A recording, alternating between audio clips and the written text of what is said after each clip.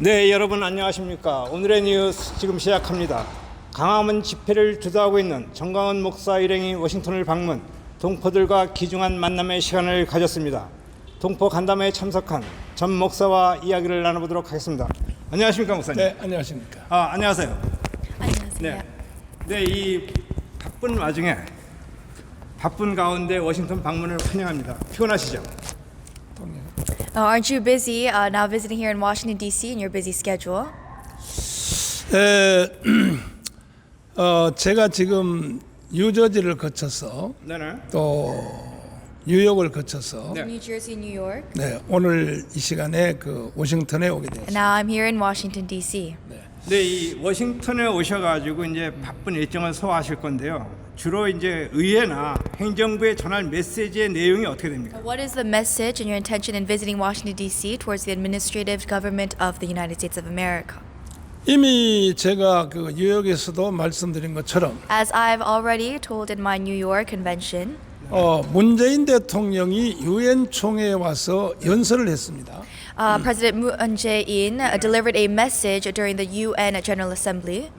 그 연설 내용은 평화협정과 종전협정을 추진하고 있습니다. And he is pushing for in that message and formal speech towards a peace treaty and end of war formal agreement. 이거는 금세기에 네네.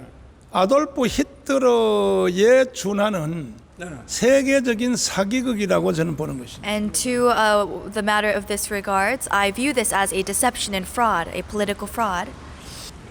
제가 알기로 2년 전부터 네네. 워싱턴에다가 사무실을 오픈하고 네. 문재인 세력이 네. 작전적으로 워싱턴 정가에 로비를 활동해온 것으로 제가 그렇게 알고 있습니다. What I know is that from 2 years ago, Moon Jae-in has stationed an office in Washington, D.C. to push for this formal end of war agreement. 지금 그 상하원에서 상원은 1명이고 네네. 나머지 하원이 21명 가까이가 서명했다고 제가 그렇죠. 들었습니다. And I've heard that one Senate member and about 21 House of Representative leaders have already signed for the pushing of this end of war agreement. 제가 서명한 의원들에게 공개 질의를 하겠습니다. 네. And I want to ask a formal question publicly at this time. 그 서명한 의미가 뭔지를 알고 서명했는지 난 묻고 싶습니다. Do they understand the intention, the purpose of that signing?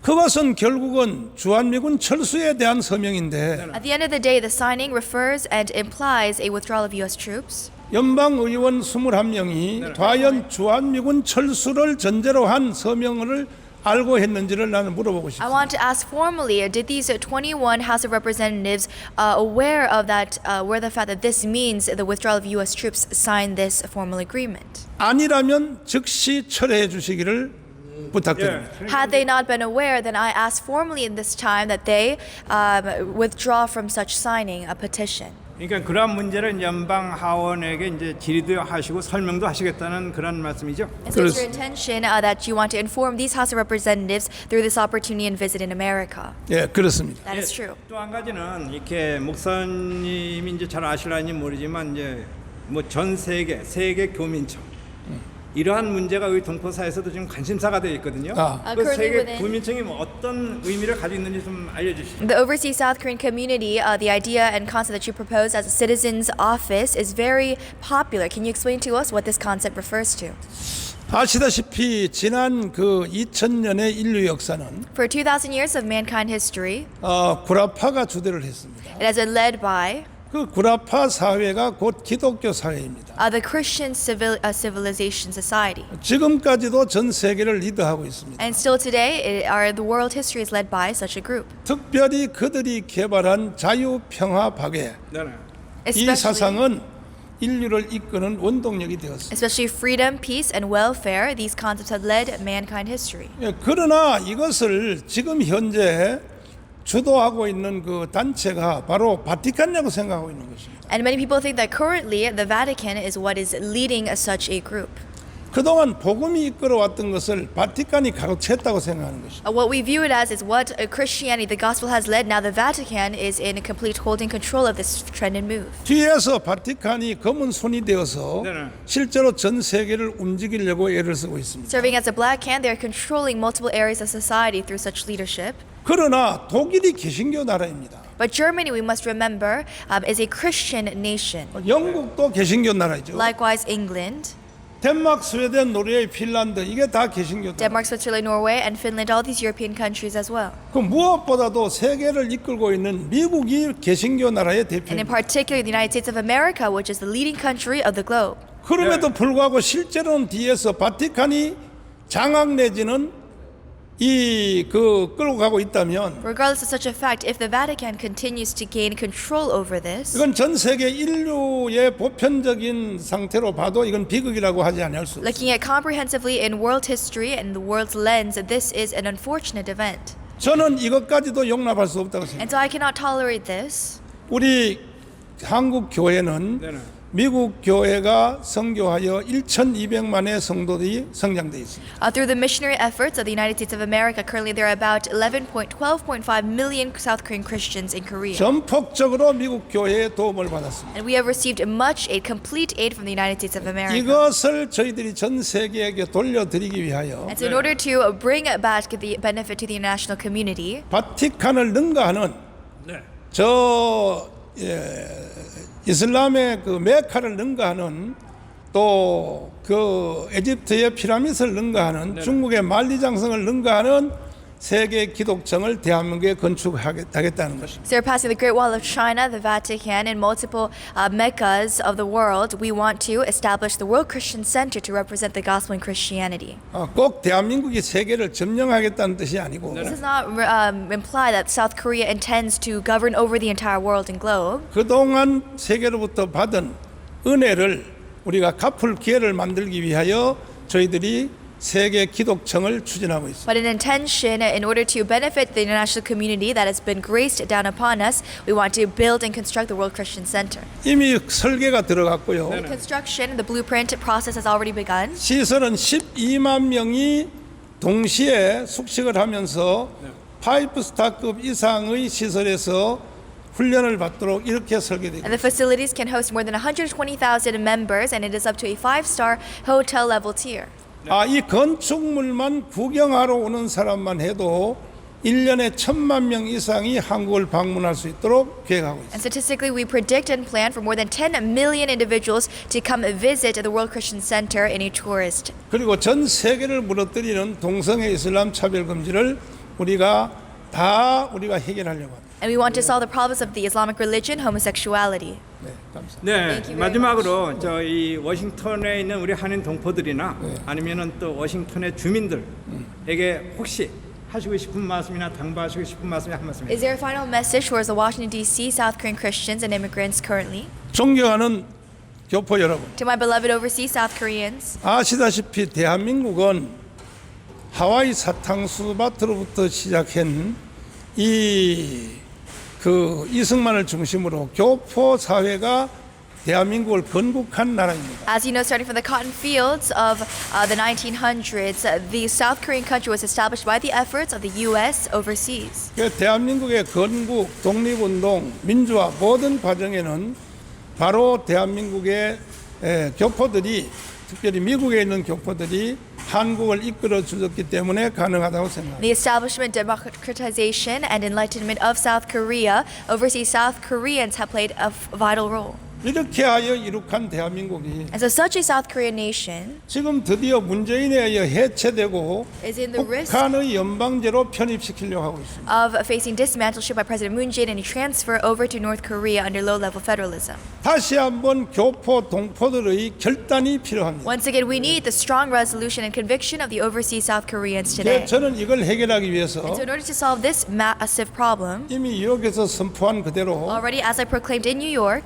전 세계 250개 국가와 in all 250 countries across the globe, 인구 5만 명 이상이 동포들이 사는 도시별로 and cities that have more than 50,000 in population size, 합하면 300개 지점에서 about more than 300 세계 교민척 조직을 선포했습니다. locations, we are to establish the Citizens Office. 존경하는 동포 여러분, To my beloved overseas South Koreans, 이 세계의 교민청에 다 참여해 주시기를 As that you participate actively in the Citizens Office. 이것은 대만이 가지고 있는 민간 교민청을 This is a 벤치마킹해서 Citizens Office system that we benchmarked from Taiwan 우리 대한민국도 교민청 제도를 so 신설하기 that South 위해서 Korea 이 자리에 오게 된 can 것입니다. also establish this likewise. 꼭 여러분 함께해 주시기를 I entreat 부탁드립니다. that you participate and join us in this 네, cause. 감사합니다. Thank you very much. 네, 고맙습니다.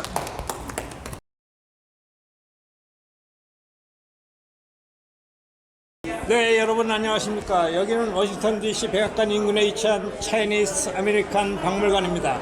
오늘 개관식을 역사적으로 성공리에 잘 마쳤습니다. 관계자들과 이야기를 나눠보도록 하겠습니다. Hello, hi, how are you? Hello, how are you? Yeah, so Thank you. can you tell us a little bit, so it is Chinese American Museum history. Sure. Well, the Chinese American Museum the idea came about in 2017.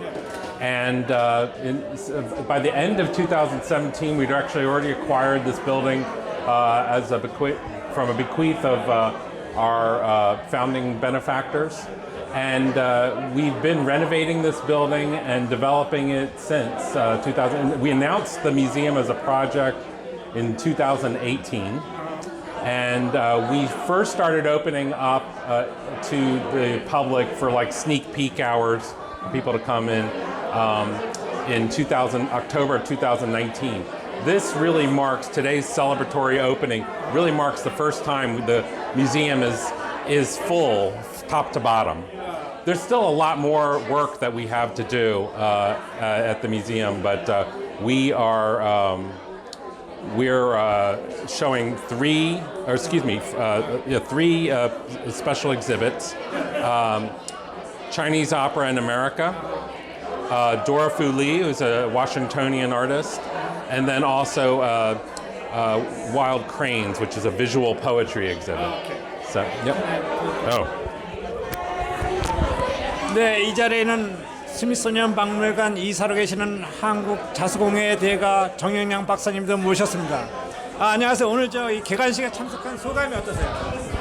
Well, 기쁩니다. 축하드리는데 사실 우리나라도 이런 박물관이 워싱턴 DC에 있으면 좋겠다고 생각을 하고 있습니다. 네, 이 차이니스 아메리칸 박물관에 대해서 간단한 설명 좀 해줘보세요. 이게 어떤 의미를 가지고 있나요? Well, 나는 별로 아는 것이 없지만 나는 자수가 전공이기 때문에 여기 지금 현재 전시하고 있는 그 오페라 카스튬에 대한 그 자수를 많이 놓고 있는데 거기에 대해서 강의를 부탁했고 사실 그 자수라고 하게 되면은 그냥 그 평범한 공예라고 생각하지만은 이런 일을 볼 때는 참 자수의 그 우아함이라든지 중요한 것이 많이 나타나고 있습니다.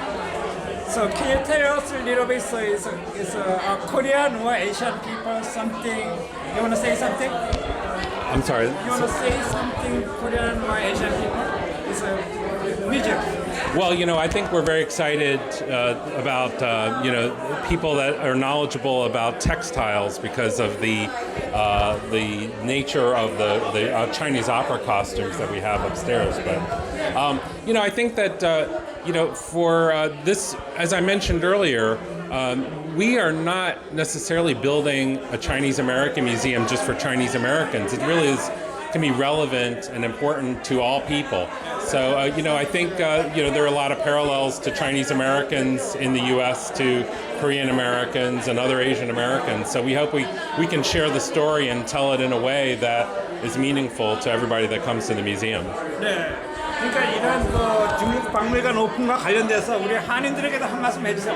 어떠한 우리가 네. 자세한 움직임을 가져야 되는지. 지금 오늘 하는 일이지만 200명이 넘게 중국 사람들이 미국에 와서 처음으로 그 레일로드를 할 때 와가지고 지금 현재까지의 그 사람들의 살아온 그거를 이 박물관을 통해서 방문하는 사람들의 중국의 사람들이 미국에 안정돼서 어떻게 살아나를 보여주는 것은 아주 당연한 일이고 존경할 일입니다.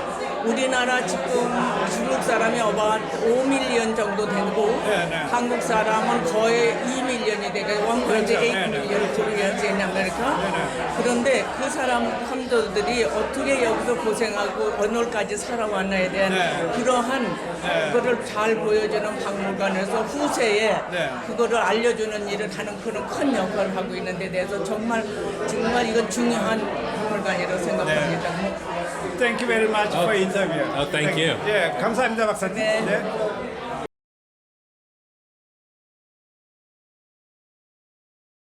네, 여러분 안녕하십니까? 저는 지금 페어팩스 워싱턴 초대교회에 나와 있습니다. 워싱턴 초대교회가 오늘 창립 기념 행사를 가졌습니다.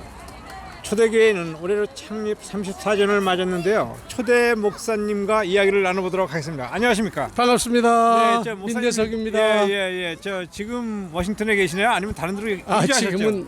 지금은 6년 전에 LA로 네. 이사 가서 네. 따로 살고 있습니다. 근데 이제 오늘 이거 창립 기념 예배에 특별히 참석하기 위해서 오셨나요? 네. 34주년 기념 예배를 드리시겠다고 네네.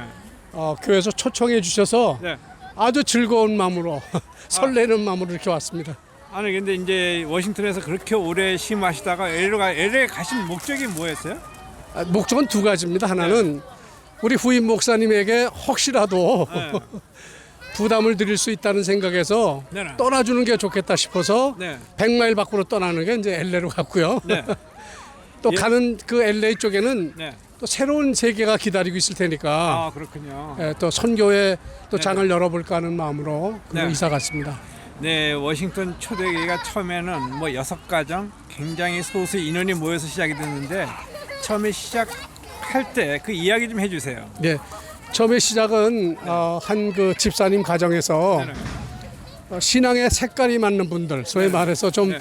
제대로 교회를 해보고 있다는 그런 지점 예. 마음을 가지신 6가정이 모였는데 네. 제가 그때 이미 많은 목사님들 인터뷰하고 한번 그랬던 것 아 같아요. 그렇군요. 네. 네, 저는 뭐 16번째인가 뭐 그렇게 예. 제가 이제 그 소위 말해서 네. 픽업이 됐다고 그럴까요? 예. 근데 로또에 당첨이 되셨네요. 그렇죠. 네, 저는 와서 제가 기억나는 게 네. 내가 이분들 예수님 영접시켜야 되겠다. 네. 그래서 영접 메시지 사당 저기 예배서 1장 가지고 설교를 했는데 네네. 2장이죠 참. 네.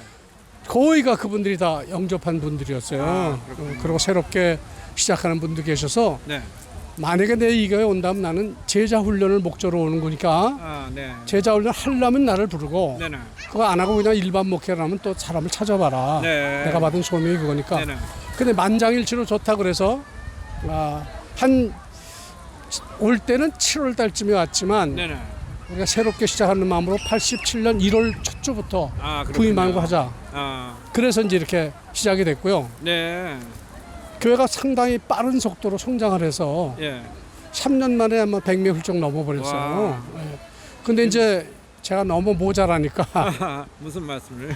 그 이후에 사람이 성장하는 걸 제가 포용을 못했어요. 네. 그래서 좀 어려움을 겪다가 그것이 이제 저를 뭐라고 그럴까요? 이렇게 좀 든든히 세워가는 하나님의 가정. 훈련이셨고 네, 과정이었다는 네. 걸 깨닫게 됐죠. 네, 그런데 워싱턴 초대교회가 초대 담임 목사님으로 이제 재직을 하셨는데요. 네. 그래도 지향하는 목표와 방향이 있었을 거 아닙니까? 네. 어떤 그 제자 훈련과 꼭 제자 훈련만이 전부는 아니지 않았습니까? 네. 네, 예, 그 당시에는 이제 그 교계 돌아가는 상황이 네네. 제자 훈련하고 이제 설교 강해 세미나 이제 아, 그 운동이 네. 주로 많았습니다. 네, 네, 근데 저는 제가 이제 예수를 믿고 네, 복음을 받은 이후에 네, 네, 제가 이제 목회자로 부름을 받았을 때 제 네. 가슴 속에 남았던 것은 네, 결국 마지막 남는 건 제자밖에 없다. 그렇죠. 그러면 제자를 키우지 않고는 목회는 결코 그렇게 순탄하지 없을 것이다. 네, 숫자에 연연하지 말고 네, 네, 오신 분들을 하나님이 기뻐하는 제대로 제자로 양육을 하자. 네. 그렇게 마음을 먹었는데 마침 그 당시에 제자 양육에 대한 프로그램이 참 많았어요. 아, 그렇군요. 세미나가. 네네. 근데 그게 그걸 굳히는 계기가 됐죠. 네, 그래도 이제 한 교회에서 26년 동안 섬기셨는데요. 그게 참 짧다면 짧은 기간이 좀 길다면 긴 기간이 될 수도 있거든요. 그 과정에서 가장 좀 기뻤던 그런 추억과 또 아니면 가장 마음 아팠던 추억이 있을 텐데 네. 한 가지씩 좀 말씀해 주시죠. 근데 가장 즐거웠던 것은 네. 제자 훈련 하겠다고 시작하고 바로 제자 훈련 시작했거든요. 네. 그러다 교회가 굉장히 빠른 속도로 성장을 했고 네네. 또 좋은 소문도 많이 났습니다. 아 그렇군요. 이 그러니까 교인이 몰려오니까 네. 목회자인 제 자신이 거기에 대한 대비가 안 돼 있었던 거예요. 아. 그냥 뭔가 열심히 하면 되는 줄 알고 네네. 나는 좀 스페셜하다, 예, 예. 썸바리다 하는 생각 때문에 네. 사실은 오신 분들을 소중히 여길 줄 아는 겸손한 자세가 부족했다고 느껴져요. 아. 그래서 이제 교회가 좀 어려웠다가 네네. 다시 이제 재도전한 게 네. 그 이후 한 3년 후에 네네. 내가 하나님 앞에서 이러면 안 되겠다. 네. 그럼 나는 사람 중심이 아니라 네. 하나님이 뭘 원하시는가. 네. 하나님이 사람을 소중히 여긴다는 걸 다시 깨닫고 네네. 이제는 누구든지 소중하게 네. 여기고 내가 섬겨야 되겠다는 섬김의 목회로 방향을 좀 선언했죠. 아 그러니까 그렇게 이제 방향을 선회를 하면서 이 교회가 또 튼튼하게 이제 네.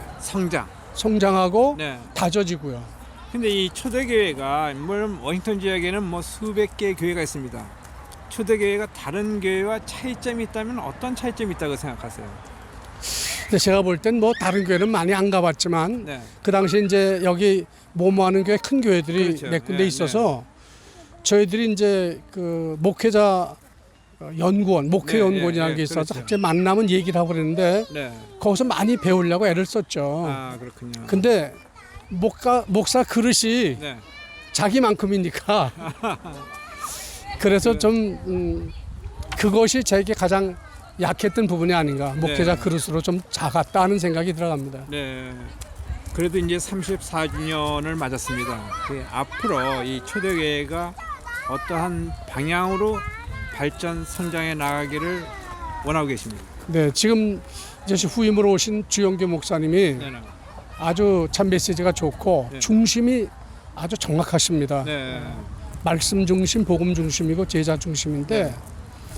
제가 볼 때 이 교회는 지금 앞으로 이 페어팩스뿐만 아니라 네. 미국 지역 또는 나가서 중남미 지역까지 네. 하나님이 기뻐하는 성경적인 교회를 세워갈 수 있다고 하는 제가 이번에 확신을 하게 됐습니다. 아, 네. 뭐 여길 칭찬하려는 게 아니라 네. 교회가 세워진 목적은 사실은 사람을 치유하고 살리는 것이고 그렇죠. 나가서는 지역을 살리는 건데 네. 교회 존재 목적에 이것을 떠나서 만약에 교회끼리만 보인다면 무슨 큰 의미가 있겠습니까? 그렇죠. 근데 주 목사님이 아주 그런 중심을 바로 가지고 계시고 네. 그래서 미국은 어차피 다민족이니까 네. 다민족 사역을 통해서 우리 민족뿐만 아니라 다른 민족도 그리스도의 복음으로 살려낸다는 네. 그런 중심으로 나가기 때문에 좋은 교회 모델이 되지 않을까. 네. 또 모델이 되었다 그런 생각을 먼저 가지고 있습니다. 네, 이 목사님도 아시겠지만 요즘 우리 사회적으로 볼 적에 이 코비드-19 팬데믹 사태 이후에 여러 분야에서 엄청난 변화의 물결이 일고 있는데 종교계도 뭐 변함없이 변화의 물결이 일고 있거든요. 그럼 앞으로 이 교회가 어떤 방향으로 나가는 것이 바람직하다고 생각하십니까? 네, 저는 정말 모자란 상태에서 예수를 믿었기 때문에 네네.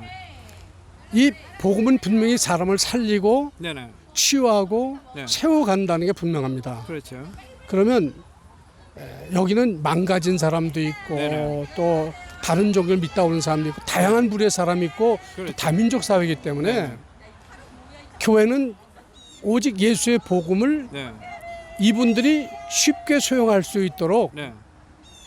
잘 이해를 시켜주고 네네. 적용할 수 있는 길을 구체적으로 가르쳐 줘야 된다고 생각합니다. 네. 우리 전통도 있고 네네. 문화도 있지만 네. 그거를 고집하면 다민족하고는 합칠 수 없으니까 네. 그들을 수용할 수 있도록 네. 미국 사회 다민족을 열어가는 그런 상태에서 복음을 전해야 된다고 생각이 들고 있죠. 예. 그리고 이제 이 목사님께서 물론 LA에 계시지만 이 워싱턴에 이제 오셨거든요. 근데 우리 일반 성도나 또 일반 한인들이 어떤 종교계에 가서 이제 어떠한 종교와 관련된 어떠한 변화를 우리가 가져야 된다고 생각합니까? 일반 한인들도. 분명히 복음은 생명 살리고 네. 구원해 주는 종교인데 네. 결국 사람을 위한 거지 않습니까? 네네. 그러니까 아무리 좀 낯설고 이해 안 되는 사람이 들어와도 네. 기다려주고 네. 그들이 이 복음의 옷을 입을 수 있도록 조절해 가야 할 필요가 있다고 생각합니다. 네. 근데 우리는 좀 약간 성격이 급한 데가 있어서 네, 네. 빨리 안 되면 포기해 버리거나 네. 또는 좀 틀리면 마음으로부터 등을 돌리는 경향이 제도 보니까 있었어요. 네. 그래서 그런 거를 좀 이렇게 벽을 터버리고 네. 어쨌든 교회는 누구든지 들어와서 수용할 수 있도록 네. 이렇게 폭을 넓혀주고 네. 그들을 이해해주는 측면에서 네. 복음 전하는데 방향을 제시해야 되겠다 그런 생각이 들어갑니다. 네, 이 초대교회 담임 목사님으로서 이 현재 이제 초대교회의 성도와 또 재직을 가진 분들이 있잖아요. 그분들에게 한 말씀 하실 말씀이 있다면. 저는 어쨌든 주변에서 만나는 사람은 하나님께서 네. 보내준 사람으로 믿고 네. 수용해서 섬기는 자세로 서로를 사랑했으면 좋겠다. 네. 왜냐하면 인간의 생명은 사실 길지 않잖아요. 네네. 짧은데 우리가 미워하고 증오하고 갈라서 살기엔 너무 짧은 인생이다. 네. 그렇다면 어떤 사람이 오더라도 예수 복음 다 수용할 수 있는 거니까 네. 먼저 믿는 우리가 마음을 넓히고 네. 그 다민족 또는 다양한 종류의 사람을 품을 수 있는 마음을 가지면 네. 하나님께서 축복으로 교회는 성장할 것이고 우리가 사는 사회는 밝아지라고 믿습니다. 네, 시청해주신 여러분 감사합니다. TBKWDC 뉴스 김성환입니다.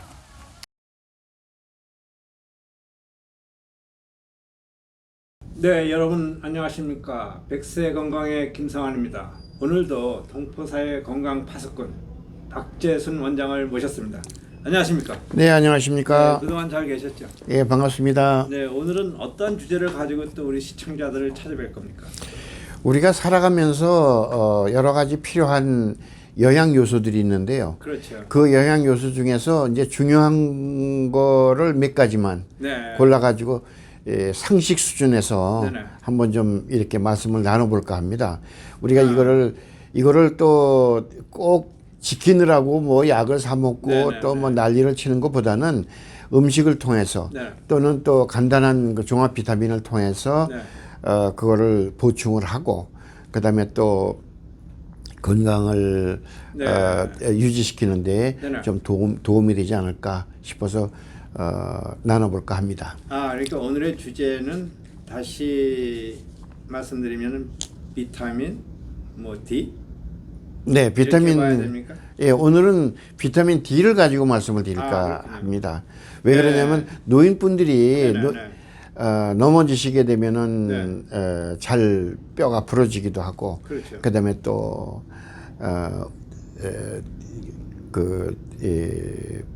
이 골다공증에 네. 의해서 여러 가지 그 현상들이 일어나요. 사실은 그 아트라이러스도 네.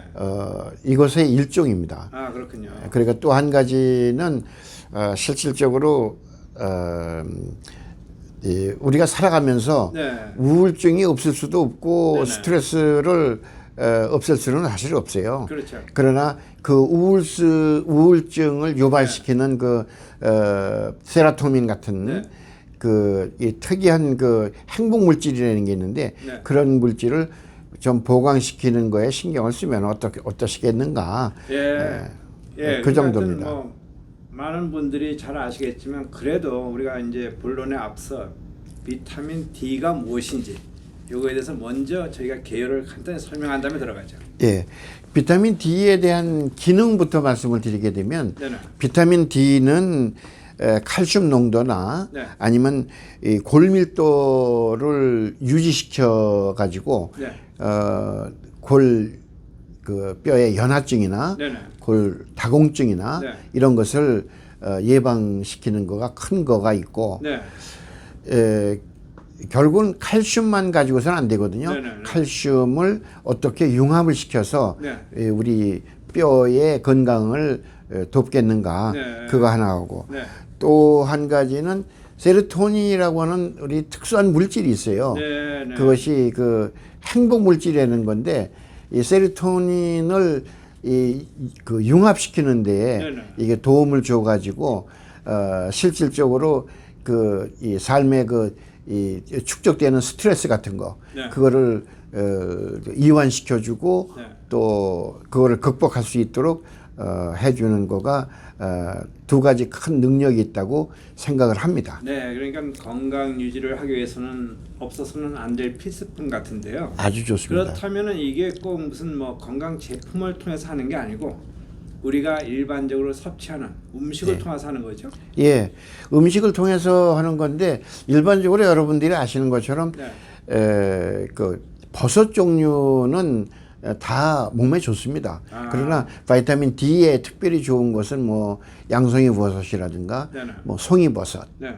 뭐 그런 거. 네. 그다음에 또 우리가 쉽게 먹을 수 있는 그 계란 있지 않습니까? 네. 이 계란을 하루에 네. 한 알에서 두 알 정도 그렇게 드시는 것도 상당히 도움이 되고 생선 중에서 네. 이 등이 푸른 생선이 있어요. 뭐 정어리라든가 아니면 고등어라든가 아니게 되면은 뭐 그 연어라든가 네. 이런 그런 생선 등이 푸른 생선 사실은 새우도 네. 등 푸른 생선 속에 들어갑니다. 네, 그러니까 그렇죠. 새우 같은 것도 그러니까 멸치 네. 멸치 같은 것도 좀 자주 좀 드시고 네. 볶아서 드시고 또 국에 넣어서 드시고 네. 콩나물국에도 좀 넣어서 드시고 네. 그렇게 하시게 되면은 네. 좋고 매일 하루에 계란 2개 정도를 아침마다 커피와 함께 드시는 것도 비타민 D 공급에는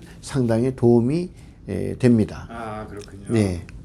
그러니까 아침에 일어나자마자 공복에 이 계란을 네. 드시는 게 굉장히 이렇게 우리가 건강 유지에 도움이 된다. 도움이 됩니다. 아. 그래 특별히 그 칼슘을 네네. 그 융화시키는 바이타민 D에 네. 도움을 줄 뿐만 아니고 네. 계란에는 여러 가지 영양소가 골고루 들어 있습니다. 그렇죠. 이 계란에 들어 있는 영양소를 네네.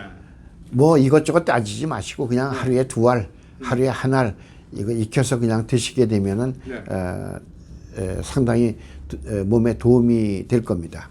그러면 이 버섯 종류는 그러니까 뭐 하루에 그 양을 상관없이 그냥 우리가 좋다고 그래가지고 네. 버섯을 한 소쿠리씩 먹을 수는 없는 거 아닙니까?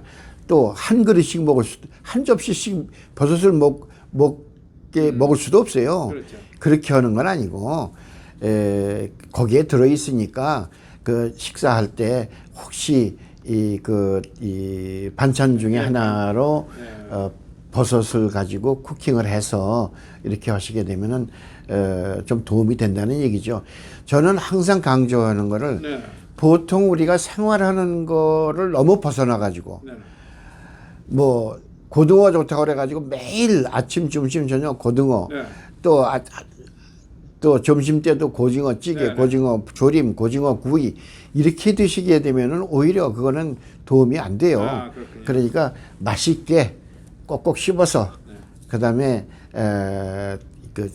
있는 재료를 가지고 네. 그렇게 해서 골고루 드시면 아주 좋습니다. 아, 그러니까 매번 그걸 그냥 이걸 인위적으로 챙기지 말고 예. 그냥 평소 자연적으로 있을 때 그걸 드시면 된다 이런 그렇습니다. 네. 그것이 우리의 생활의 지혜입니다. 네. 그렇게 하고 이제 비타민 D의 이거 효능은 그러면 네. 뭐가 있겠는가? 물론 골다공증이라든가 골연화증 같은 거에도 도움이 되겠죠, 그죠? 네. 그다음에 또 한 가지는 우리 이 스트레스를 죽이는 그런 이 세로토닌 같은 네. 특수한 이 물질 네. 아니게 되면 호르몬을 이걸 만들어내는 거에 네, 도움이 네, 되기 네. 때문에 피로가 좀 덜합니다. 아, 이걸 그 바이타민 D를 꾸준하게 먹게 되면 네. 섭취를 하게 되면 피곤한 거가 줄어들고 네. 또 이 감기 네. 겨울철에 또 환절기 때 네. 감기가 많이 줄어들게 됩니다. 아. 그리고 또 몸도 가벼워지고 그렇게 됩니다. 그렇게 하고 또 이거에 대해서 이제 네. 우리가 생각할 때 과연 그럼 얼마만큼의 적정량이냐? 네. 네. 적정량을 가지고 따져보게 되면 네. 적정량은 바이타민은 주로 얘기하는 건 밀리그램만 얘기하게 되면 IU를 씁니다. 네네. IU라는 건 인터내셔널 유닛이라고 그래가지고 네. 바이타민을 측정하는 그런 이 단위인데 보통 600에서 4,000 단위. 네네. 그러니까 맥시멈이 4,000 단위입니다. 4,000 단위보다 넘게 되면 제가 부작용이 있을 때에 말씀을 드릴 텐데 네. 너무 많이 먹으면 안 돼요. 이 바이타민 D는 너무 많이 먹게 되면 이 어떤 그 동맥 경화라든가 네. 칼슘을 이 결집시키는 힘이 있어가지고 동맥 경화라든가 혈관 장애를 일으킬 수가 있습니다. 그래서 저는 권장하기는 한 2000 IU 네. 정도를 권장을 합니다. 미니멈은 한 600 IU는 꼭 있어야 돼요. 꼭 있어야 됩니다. 그거 없으면은요, 네. 정말 피곤하고, 그 다음에 또 이 골다공증도 일어날 수 있고, 네. 그 다음에 골연화증으로 해가지고, 이거 관절염 같은데 문제가 생기고, 이렇습니다. 그러니까, 실질적으로 네네. 그, 적정량이라고 하는 것은 그저 600에서 4,000 단위라 그러니까 우리가 생각할 수가 없을 거 아닙니까? 생각하기가 쉽지가 않은 거니까 그러니까. 쉽게 그냥 드십시오. 쉽게 내가 반찬을 했는데 양송이 버섯을 좀 만들어 달라고 그래가지고 먹어야 되겠다. 네. 양송이 버섯 만드시고 표고버섯이 시장에 있습니까? 그냥 조금씩 사다가 네. 그걸 해가지고 일주일에 조금씩 볶아서 드시든가 그 찌개에 넣어서 드시는 거가 좋습니다. 그렇게 해서 하는 건데 어떻게 하다 보니까 이제 그건 나 잘 모르겠어. 그러니까 바이타민 이 샵에 가가지고 바이타민 코스트코 같은데 아니면 CVS 같은데 가서 바이타민의 이 종류를 구해서 좋은 양질의 바이타민 많이 나옵니다 요즘에는. 그러니까 그것을 했을 때 이거 뭐 어느 때는 이 바이타민 D라고 그러기도 하고 바이타민 D25라고 하기도 하고 뭐 D3라고 하기도 하고 뭐 종류가 여러 가지예요. 여러 가지인데 그것은 이제 우리가 어떻게 이해를 해야 되느냐면 음식을 처음에 섭취를 할 때 제일 먼저 바이타민 D를 보관하는 곳이 간입니다. 이 간에 보관되어 있는 상태를 우리는 바이타민 D라고 그러고 그것이 이제 우리가 필요한 만큼씩 조금씩 혈액에서 용해를 시키거든요. 이건 지용성이거든요. 이 지용성인데도 혈액에 녹아 들어가게 됩니다. 이 녹아 들어가는 거에서 이 녹아 있는 상태, 혈액에 있는 상태. 그것은 D25라고 그래요. 근데 보통 시중에는 D25를 사기는 힘듭니다. 그렇기 때문에 D를 사시거나 아니면 D3를 사시게 돼요. 그런데 D3라고 하는 것은 이 바이타민 D가 활성화시키는 거, 활성 바이타민이라고 그러죠. 활성화시킨 약간의 녹아 있는 상태입니다. 그래서 바이타민 D3를 드시는 것도 좋고 D를 드시는 것도 좋습니다. 네, 그러니까 이제 특히 이제 환절기, 겨울철 건강을 잘 유지하기 위해서는 바이타민 D를 잘 챙겨 드시는 게 도움이 된다는 말씀인데. 네, 도움은 되는. 그러니까 이걸 그럼 버섯이나 뭐 등푸른 생선이나 계란을 섭취하면은 말씀 그대로 우울증을 좀 감소하는 역할을 하고. 또 한 가지는 암도 예방하는 데 도움이 됩니다. 이 암을 예방하는 거에서 가장 큰 문제는 우리가 평상시에 생활하면서 스트레스를 줄이는 일이거든요. 스트레스를 줄이려면 스트레스를 줄이는 방법은 여러 가지가 있지 않습니까? 자주 웃기도 하고, 쉬기도 하고, 그다음에 너무 이 세상을 살아가면서 너무 이렇게 아주 빠듯하게 살지 마시고 여유 있게 마음을 가지시고 사랑하는 마음 갖고 이렇게 하는 건데 그 스트레스를 줄이면은 결과적으로 봐서 암을 예방하게 되는데 이 기능상으로 보게 되면 세로토닌이라는 게 그걸 행복지수라고 그러는 거예요. 행복지수라고 하는 그런 호르몬이 있는데 네. 그 호르몬의 양을 증가시켜 주는 겁니다. 예. 그렇게 하게 되면은 우리가 그 어떤 암을 네. 콕 집어가지고 이 암을 다 예방시킨다. 그렇죠. 그건 아니지만 네. 전체 암이 올 수 있는 거에 반 이상을 줄일 수가 있습니다. 네. 그러니까 훨씬 줄일 수가 있죠. 그러니까 너무 걱정만 하시지 마시고 조바심 마시지 마시고 편안하게 마음을 가지시고 맛있게 음식을 드시고 네. 이것저것 일을 하시면서 마음을 느긋하게 가지시면은 스트레스가 줄어들고 그렇게 하게 되면은 암도 나에게는 암이 없어지는 거구나. 네. 네. 그런 점을 좀 유의하시게 되면 도움이 되겠습니다. 그렇군요. 그러니까 다음. 이 과다 섭취는 피하고 예. 평소에 내가 반찬 정도를 이제 드는 양 정도를 좀 이렇게 섭취하면 된다는 그런 말씀. 그렇습니다. 음식을 골고루 섭취하시면 되고 네. 이거를 그 바이타민 샵에 가가지고 D3 같은 거를 네. 과하게 드시게 되면은 네. 묘하게도 도움을 줄 것 같지만 오히려 해가 됩니다. 네네. 그것은 무슨 얘기냐면 이게 그 동맥 경화, 네. 혈관 경화증이 오게 돼요. 네. 특별히 동맥 경화가 오게 되면 골치 아파지거든요. 네네. 그래서 스트로크가 올 수도 있고 그 마이크로 블러드 베셀인 네. 그 모세혈관의 그 막힘증 네. 아니면 붓는 거, 네네. 그다음에 또 심하게는 터져가지고 럽처가 생겨가지고 피가 흐르는 거 그럼 하게 되면은 여러 가지 또 부작용이 생기게 됩니다. 네. 알츠하이머, 네. 그다음에 메닝자이러스, 그다음에 파킨슨스 올 수도 있고, 네. 그다음에 또 건망증도 올 수 있고, 네. 여러 가지 그런 저기가 있습니다. 네. 다음 주 이 시간에는 네.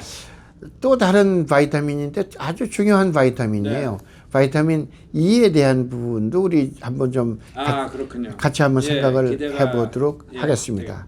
네, 지금까지 박지선 원장으로부터 건강 이야기를 들어봤습니다. 시청해주신 여러분 감사합니다. 감사합니다.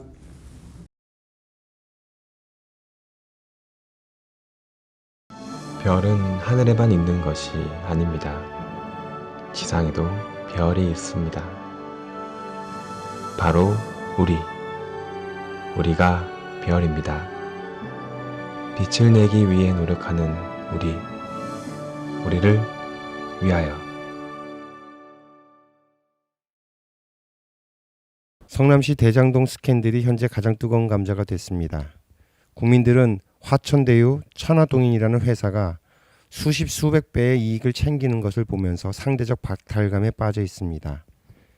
변호사, 정치인, 회계사, 공무원 등이 모여서 법의 허점을 이용해 편법의 극치를 보여주고 있는 것 같습니다. 이 대장동 스캔들에 대해서 스승님의 가르침을 청합니다. 예. 이 대한민국이 지금 막바지에 와가지고 오만 모순, 그죠? 지식인들이 극치에 차면은 지식인들이 오만 편법을 다 만들 수 있습니다. 이 대한민국이 지금 그런 나라예요. 인류에서 최고로 지식을 많이 갖춘 나라 대한민국. 이 사람들이 전부 다 니도 대장 내도 대장 해갖고 전부 다 한 건씩 해야 되는데 지식을 갖출 때 하고요. 지식을 다 갖췄는데 할 일 없을 때 하고 틀려요. 그럼 지식을 다 갖춰가지고 내가 할 일을 하지 못하고 있을 때 나는 누구 소속으로 가야 돼요? 그 사람들이 만나지면 어떻게 되냐? 이제 건달이 때를 이제 만난 거죠. 내가 어떤 자리에 시장을 하고 내가 도지사를 하면 그 사람을 끼고 뭐든지 할 수 있는 그런 거를 지금 보는 거죠. 그래서 그런 걸 나눠먹기를 얼마나 잘하느냐는 이게 이제 숨을 수도 있고 이게 나눠먹기를 잘못하다가 보니까 티가 걸리는 거예요. 이렇게. 그래서 이는 지식인들은 원래가 큰 일을 하려고 그러는데 돈이 없어요. 그럼 큰 일을 욕심내는 것 때문에 돈을 마련해야 되고 돈 마련을 하려고 그러니까 편법을 잘 쓰는 사람 만나야 되고 편법을 쓰는 사람하고 모이니까 이게 하나 조직이 되고 조직이 돼가지고 지금 대장동인데 저거 회사 이름이 하천대유라고 하천이죠. 하천. 근데 이 뜻을 왜 그렇게 그 이름을 지어 놓는지 좀 한 풀어봐야 돼요. 응? 하늘에서 빛을 큰 빛을 글로 내린다라는 지금 의미거든요. 이 사자성어를 잘 풀어봐요. 그래놓고 천하동인 이 사자성어를 잘 풀어봐요. 이건 한 통속이에요. 한 통속이고 여기에서 뭔가 큰 일을 지금 준비하려고 지금 만드는 이름이에요. 그게 경제는 만들어야 되고 힘은 갖추어야 되고 요는 작업이 일어났던 거예요. 그런 것들이 뭐 그걸 다 설명할 필요는 없고 그 안에 기운적으로 그림은 그러합니다. 그러한데 이걸 이제 지금 옳고 그르고를 이제는 뭔가 좀 미진하면서도 그렇게 했으면 이건 다 들통나게 돼 있는 거예요. 지금 오늘날 사회는 이제부터는 들통나는 시대예요. 전에는 들통 안 나고 해먹는 시대가 있었어요. 2012년까지. 근데 2013년도부터는 어떤 거를 해도 결국은 다 들통나요. 여기 시대가 바뀌었다라는 거죠. 사도 시대, 정법 시대. 사와 정이 바뀌었다. 2013년도부터는 정의 시대.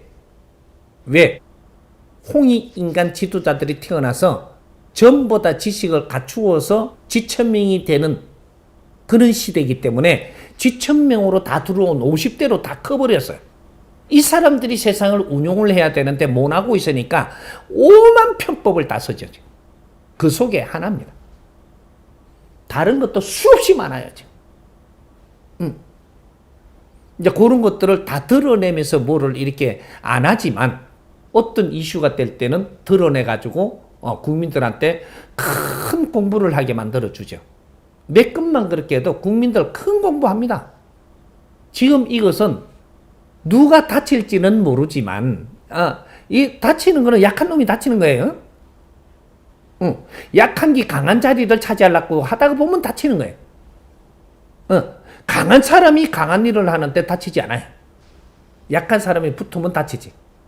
요런 거니까 이런 걸 국민들이 잘 지켜보면서 옳다 그러다가 아니고 이런 걸 어떻게 돌아가는 걸 보면서 우리 국민들이 공부를 잘하고 어떤 편법을 어떻게 쓰는 것도 우리가 공부를 했어야 되는 일입니다. 그러니까 이런 걸 다 드러나고 있으니까 우리 공부거리라고 생각을 해야지 이걸 갖고 우리가 또 같이 달라들어갖고 이래 휩쓸리면 안 되는 거죠. 그래서 이게 그 사건은 사건대로 풀리는 대로 우리는 우리 공부를 하고 세상을 또 이게 보고 있으면 우리가 이겨서 힘을 합치고 바르게 잡아야 되겠다면 그때 나서면 되고 그런 거니까 아마 그걸 너무 크게 우리한테는 이슈 잡을 필요는 없습니다. 얼마든지 일어날 일이 일어난 거다. 이렇게 보면 됩니다.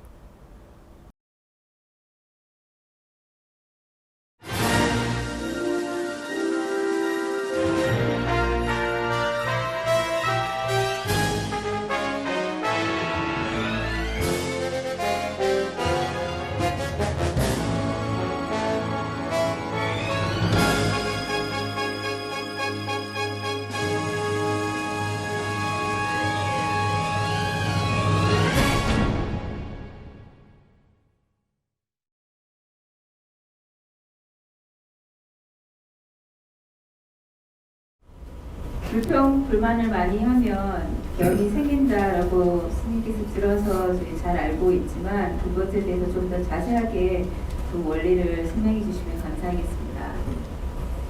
우리가 지금 살아나가는 법칙이라는 게 있습니다. 인간이 살아나가는 법칙 중에서 제일 안 좋은 방법이 남 탓하는 거, 또 불평, 불만하는 거. 이게 최고 안 좋은 버릇이에요. 불평, 불만을 하기 시작한다라는 것은 네가 어려워지는 시작입니다. 불평, 불만을 하면 네가 어려워지는 시작이라는 거예요. 그럼 남 탓을 하는 순간에 네가 어려워집니다. 요 두 가지는 우리가 명심하고 살아야 될 덕목이다. 해도 됩니다. 해도 되는데 어려워진다라는 거죠. 아, 이건 누가 막아줄 수가 없습니다. 하느님도 못 막아줍니다. 어려워진다는 거. 한 칸씩. 나도 모르게. 언젠가 보니까 엄청나게 어려운 거예요. 그러면 이제 왜 남 탓을 할 수밖에 없는가? 이 원리를 풀어야 됩니다. 내가 뭔가가 잘 안 되는 것은 내 실력이 부족해서 안 되는 거예요. 세상의 모든 일들은 내한테 필요해서 오는 것이고 지금 와야 되기 때문에 오는 것인데 내 자신을 바르게 안 갖춰놓으면 그게 처리가 바르게 안 되고 또 사람들을 접할 때 바르게 접하지 못해가지고 내가 하는 일들이 잘 안 되는 겁니다.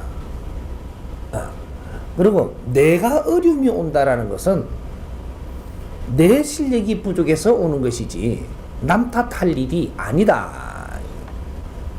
어떻게 됐든지 내가 갖춰놓지 못해가지고 지금 오늘날에 내 앞에 오는 걸 접하고 있는 거예요. 이때는 잘못되는 겁니다. 이건 남 탓할 일이 아니고 나를 돌아봐야 된다. 이게 지금 이걸 우리가 지금 습관이 안 돼서도 이 습관은 바꿔야 됩니다. 그것만은 건물입니다. 그래서 이런 것들을 우리가 수련이 안 되고 살아나오면서 버릇이 그렇게 됐다면 이걸 바꾸는 이런 수련을 해야 된다라는 거예요.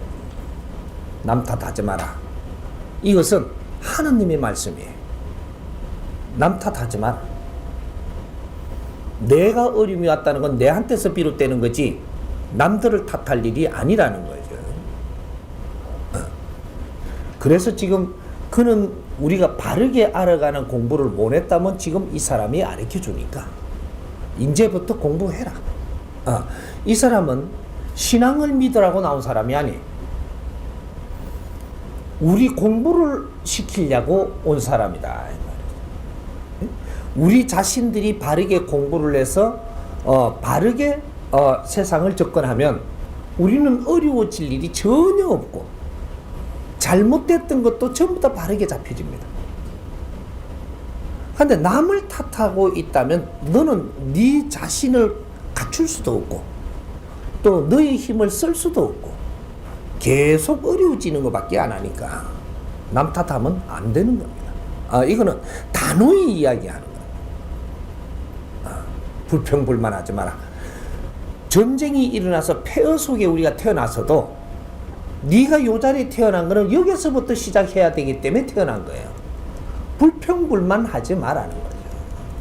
불평불만을 하면 네가 여기에 온 것이 불평을 하면 네 삶만 어려워지지 여기서부터 시작을 해서 멋진 삶을 살 수 있게 돼 있습니다. 불평하지 마라. 내가 어떠한 그 부잣집에 태어나지 못하고 가난한 집에 태어났다고 불평하지 마라. 왜 거기에 태어났는지를 공부해라. 그리고 여기서부터 시작을 해서 부자들보다 더 크고 빛난 삶을 살 수 있다. 불평하지 마라. 내가 얻은 위치에서 태어나도 딱 내한테 맞게 태어난 겁니다. 전생과 미래를 같이 어우르는데 내를 갖추어야 되기 때문에 그게 태어난 거예요. 그걸 불평을 한다고 되는 일이 아니다 이 말이죠. 그러니까 항상 내한테 환경을 줌을 감사하고 요게 환경을 준 것이 자연의 법칙으로 니한테 준 거니까 이거는 불평을 하면 하는 만큼 네가 어려워진다. 그러니까 이 사람이 이렇게 가르쳐 주는데 그래도 불평하랍니다. 하세요. 그것도 공부는 맞습니다. 어려워지는 공부도 공부예요. 그걸 하면 됩니다. 이 사람이 하지 마라 그러니까 하지 마라 하는 게 아니고 잘 되려고 이 사람한테 가르침을 받으려고 온 거라면 불평불만은 안 하는 것이 좋다. 그거는 아주 내한테는 독 중의 독입니다. 불평하지 말고 남 탓하지 말고 이거는 내한테 새기도록 새겨야 된다. 우리한테 주어진 환경, 이것이 자연의 선물이고, 여기서 우리가 잘 풀어나가면 그 다음 세상을 만나게 되고, 더 좋은 세상을 열 수 있게 되고, 더 좋은 인연을 만날 수 있게 되고, 그 속에서 아주 빛나는 일을 하며 살 수 있어진다. 그래서 남 탓하는 거, 불평불만하는 거, 이것만은 잡아야. 이해가 됩니까?